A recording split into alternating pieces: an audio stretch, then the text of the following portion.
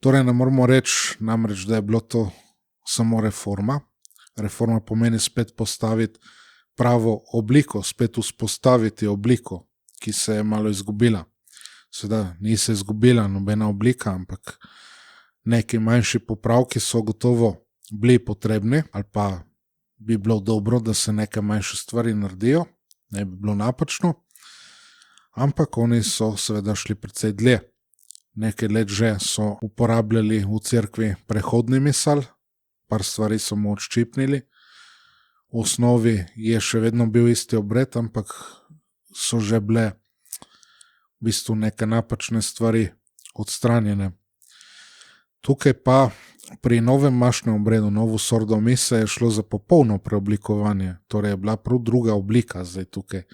In zdaj, če se da drugo obliko, je ponavadi v nevarnosti tudi vsebina. Ne? In smo videli, da je tako in bomo tudi še povedali.